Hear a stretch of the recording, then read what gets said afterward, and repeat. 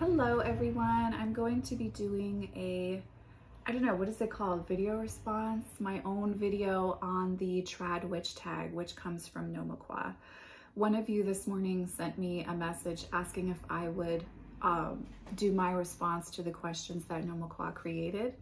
And I love Mnomquah. I've been following her for a long time. I didn't realize she had posted a new video, so I'm very excited to answer the questions in this tag. The original video and the questions, etc., are all going to be posted below. And I'm going to answer very honestly, as I'm sure you all would expect me to. So, and I'm going to just get right into it. And of course, consider yourself tagged if you would like to create your own response to this list. The first question is, what kind of craft do you practice? I consider myself a solitary witch with a shamanic background. I practice a completely eclectic left-hand path type of witchery. And within that, there's room for evolution and shift over the years. And I consider my path mostly, I would say, experiential and devotional, in that it's very focused on channeling deity, and my practice is based around kind of following their guidance, if you will. And by there, I mean deity that I work with. So that's how I would identify the type of craft that I practice. What paradigm, faith, or philosophy informs your craft? I would definitely say animism does. In the shamanic tradition that I was trained in, we view everything as having life and being alive. And so that type of connection absolutely informs my practice. While I would say I do look at the psychological aspect from a standpoint of, I think that my work with tarot and my work with deity definitely informs shadow work, personal growth, etc. I don't think that that's the only part of my craft. I think animism and polytheism are definitely a large part of what I do. I do work with multiple gods across pantheons, and I have a very, I guess, devotional practice, if I could speak in layman's terms to it, in that it's very much about reverence, and ritual is crafted around reverence. You know, my magic is crafted around experiencing connection with source, as opposed to trying to get something that I want, if that makes sense. It's much more about the connection and reverence, I would say. And I work very elementally. I really, really am very connected to the elements, very, very connected to the elements. I should say, in regards to, I want to go back for 1 second to what kind of craft do you practice? I practice a very solitary craft. I do not worship with a coven. I don't practice with a coven, and I have no intentions to. I do hold space for Sabbath circles, and I love doing that, but I don't work with a coven, and I have no intention to. I'm a little too much of a nomad for that, I guess. Question number 3, what culture is your practice rooted in? You could say, there's a few different things I could say here. And my response also is guided by my viewpoint on cultural appropriation, which is not in alignment, I understand, with a lot of people's. I do have a shamanic energetic lineage. It was literally handed down to me in ceremony. And so I would say primarily my cultural practice is rooted in North American shamanism, particularly stemming from Canada. I have a great deal of physical Scandinavian lineage, and so I do work with Scandinavian energy a bit. And I also work with Egyptian myth. And again, I understand that for some people, that's not necessarily in alignment with your beliefs, but it is very much my truth, and I do feel an energetic lineage with the goddess Isis. So that is the cultural root of my practice. How long have you been practicing and how did it all start? I started practicing at 19, but I really began in earnest around 21, 22. How did it all start? I have always been a psychic medium, and it was finally time for me to honor that I was talking to various voices of deity outside of just Satan the devil. So it started from searching for practices that would be supportive of that. And from there, I really found a home in solitary witchcraft, being very much where I could make my connection through my conversations and communication with deity the foundation of the practice. And then I was able to have physical tools to support that. And probably about a year or two into that personal journey on my own, one of my shamanic teachers found me. And then the practice became rooted in shamanic practices based on her pilgrimages. And then her teacher, who actually did have Native American lineage, came into the picture for me as well. So I would say those practices began probably about a year or two after I had been really in earnest on my own personal journey, working with deity and exploring solitary witchcraft for myself. So that's where it all started, but it really started, I came in with psychic medium ability full bore.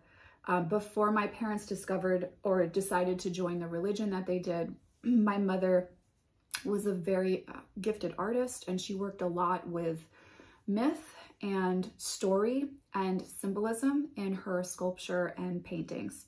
So I, at a very, very, very, very formative age, from birth to 5, was hyper exposed to symbolism and myth and storytelling when it came to art. And that made a big difference for me down the road. So I guess that piece has always been there. And then at 19, I started working with Joseph Campbell energy and Jungian philosophy, and working with myth as a means to understand the trauma I had experienced. I went back to my parents' religion briefly, and then I left for good between 21 and 22. And from there, I really deepened into the practice. Again, full bore solitary witchcraft and tarot work. And then I stepped into shamanic practice with my teachers. What books or resources did you first start with? Would you recommend them to others today? I think everyone starts, well, everyone in my age group started with Scott Cunningham's Wicca book series. I would not recommend it today. It was too much on ritual tools and how to do ritual, and not enough in what should be causing you to want to step into that. I felt like it was too much based on practice, and there wasn't enough, I guess, theory. I didn't feel a sense of connection to my spirituality. It felt like it was very much by rote, and it had to be a certain way instead of personal experience with deity. And I was having conversations with deity. I have been my whole life, so it didn't translate for me. So no, I would not recommend that. It did help me to see that I did not want to be a part of Wicca as an organized religion, for sure. But it does give you a jumping off point on ritual and elemental practice. But would I recommend it? No. I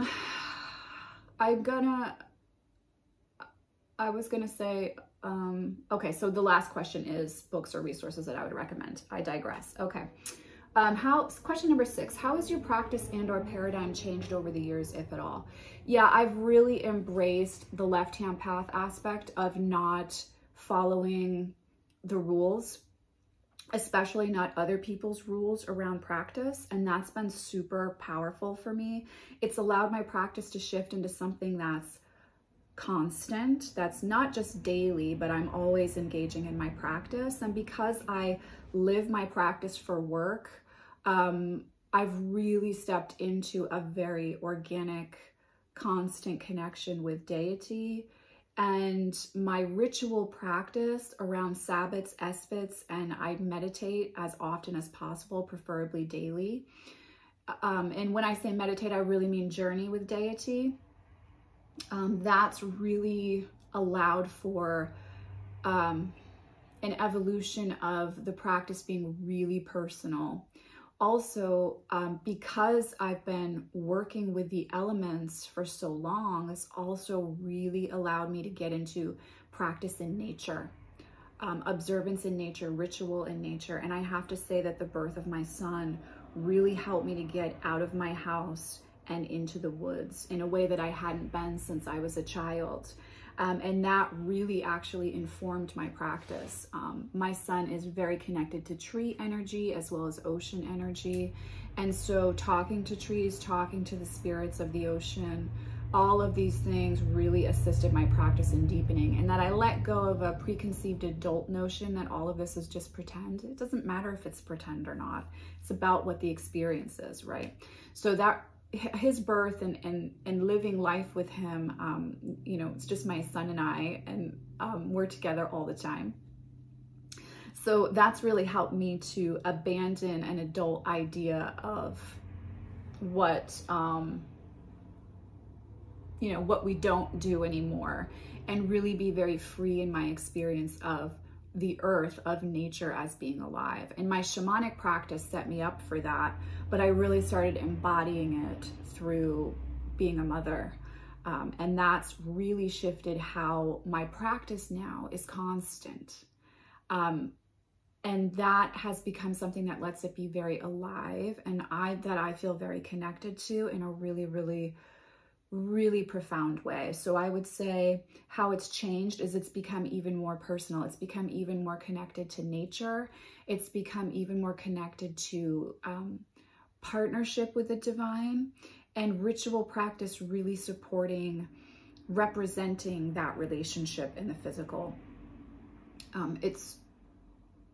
I want to cry when I talk about it because it's so beautiful. So it's really, really deepened over the years. What does your daily regular practice look like? What do you do on a regular basis? I begin my day. I get up before my son on purpose so that I can have my time in front of my altar with my cards, my journal, and my cup of tea. So I begin every day connecting in with deity. I do consider Isis my patroness, and so I begin my morning communing with her. I do card readings and medium sessions all day. So in between reads, I clear decks, which means I'm in front of my altar, clearing, using sacred smoke, using flame, as you can see, candle back there. I'm connecting with elemental work all day, communicating with deity and those who have passed over all day. And I'm working with symbolism through tarot all day, every day. And then I end my evenings when and where possible. Now, of course, I am a mother, so sometimes I pass out before I get into practice, but my goal is always to end the day in front of my altar, meditating for at least 10 minutes with my deity. And when I say that, of course, I mean I go on a journey from my inner temple with them. Now, around that is dovetailed in Esbat ritual observance and Sabbat ritual observance. And I will also work candle magic or herbal magic, witchery, around the moon cycles especially. I do not work magic typically on the full moon. I'm a dark moon witch, so I work magic on the dark moon. So I have a daily practice, and then I have an Esbat and Sabbat based practice as well. I do observe the full moon though. I just choose not to practice magic. I still work within a circle and connect with deity there. And I should say that, you know, drawing circles, breaking down of circles, in shamanic lineage, we would call that walking the wheel. I do that regularly. It's been a huge part of my practice. And in shamanic training, I walked the wheel ad nauseum until my teacher made sure that we had a full understanding of the grandmothers on that wheel. And my son and I both live very connected to the energy of the grandmothers, so we talk to the grandmothers together all the time. If you were to have a conversation with him about God, he would probably say to you, don't you mean the grandmothers? Because we really work with the grandmothers a lot in our practice. So it's very much every day. It's all day for me because I'm blessed enough to do this for work as well. And I should add, in addition, you know, I do personal tarot work for myself, typically at night. You know, if I have something specific in my life that I'm looking at, or there's a specific time in the wheel of the year that I want to honor for myself where I'm at, I will do card work at night prior to meditation. So I have a very in-depth daily practice. Are there aspects of your craft that you need to keep secret? In your opinion, is secrecy important in witchcraft? Absolutely. I don't know a practicing witch that doesn't believe that there are parts of a craft that have to be secret. I believe spoken word and written word is a huge magical practice and carries a lot of energetic magical weight. And so I will not speak or write about certain aspects of my craft because I don't believe that, I believe that that's sacrosanct. That's not meant to be shared with everyone. The beauty of solitary witchcraft, left-hand path spirituality is that you have to go out and discover your craft yourself. And part of that is the discovery. So if I gave you all the goods, you wouldn't have the experience of having discovered your practice, your craft. And therefore, sometimes it has less reverence and weight to it. You know, there's something about a spoken lineage, which I have experience with a spoken lineage shamanically. And there's also something about an energetic lineage, which you experience through connection with your deity. And not all of those things are meant to be written or spoken to the general public or just anyone on the street.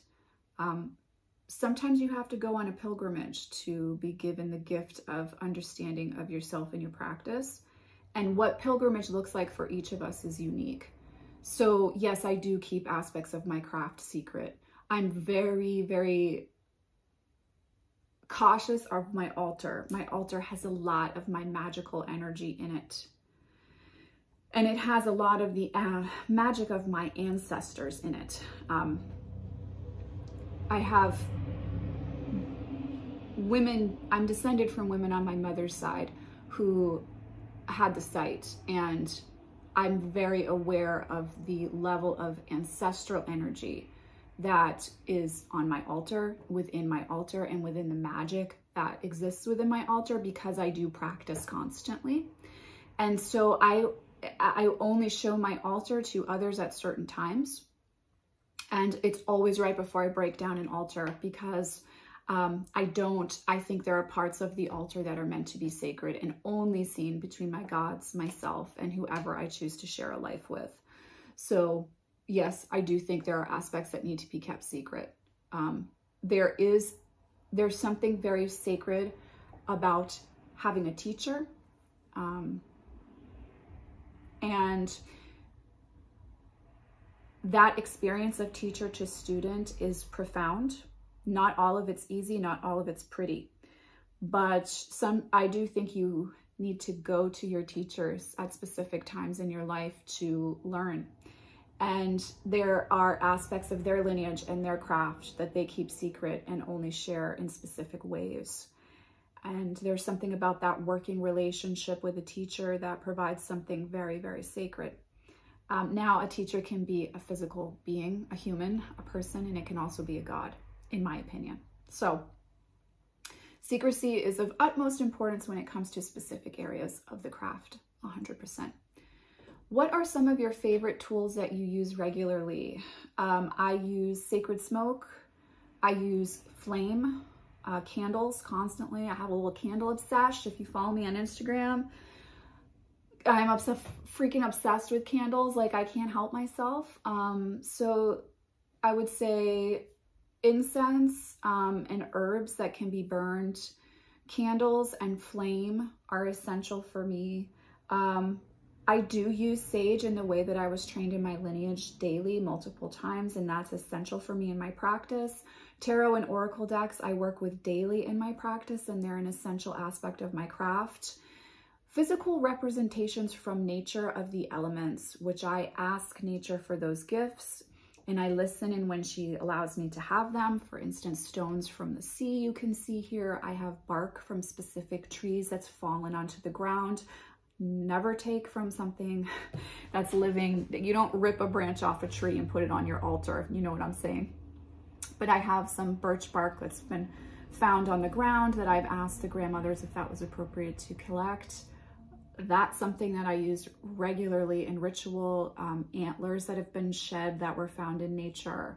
I like physical, I'm a Taurus. I like physical representations of my craft. I enjoy the ritual aspect and the reverence of putting them together in a pretty way, you know, putting stones and bones together in a pretty way, and allowing the beauty to be the act, the experience of reverence.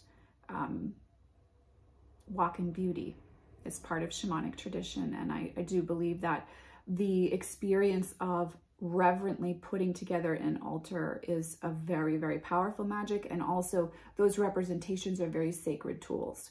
So stones, bones, decks, smoke, candles. I will also say, and not everyone is going to feel this way, but I consider my makeup and my clothing a part of my craft. One of my shamanic teachers spent a lot of time with me personally talking about the importance of the ritual clothing that you wear, the teaching clothing that you wear, the difference between that and your regular life clothing, specific jewelry that's been charged by the moon, by incantation, by ritual. All of those things are very important tools that allow me to do what I do and that protect me. The other tool that I use regularly are my tattoos.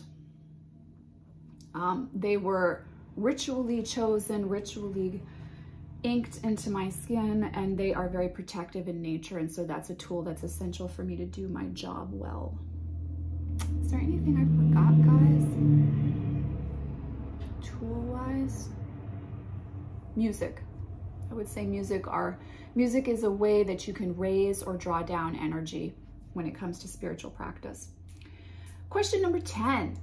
What books or resources would you recommend to newbie witches interested in your kind of craft? I'm gonna be really honest, like, look at Edward Weston photography.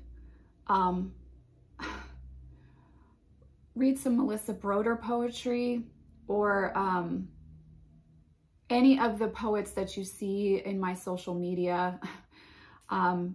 Read books by Juliette Marillier, who's a druid, to get the spirit of the feel for the practice. I would recommend that much more than Scott Cunningham's books or any other series of books, to be honest with you. Outside of that, I would recommend Ian Daniels' Phantasmagoria in order to understand the occult structure of Thoth, Rider-Waite-Smith, Boda, and Hermetic Tarot. If you want like a crash course into the Kabbalah to see if you might be interested in bringing that occult practice into your spirituality, check out Phantasmagoria by Ian Daniels. Tarot 101 by Kim Huggins has wonderful practice, foundational practice that you can adapt to witchcraft. And Christopher Penczak's Inner Temple of Witchcraft series, I do find that to be the closest I've ever seen to helping you get the foundations of ritual and solitary practice, while still allowing you to have the feeling and experience of what witchcraft is. But for me, I go to the artists and the myth. So I would recommend anything by Joseph Campbell, anything by Jean Shinoda Bolen. Anything like that is going to give you more a feel for the reverence of the craft. Your actual practice, if you're going to be following in a lineage like mine, it's not based on, it's not by rote.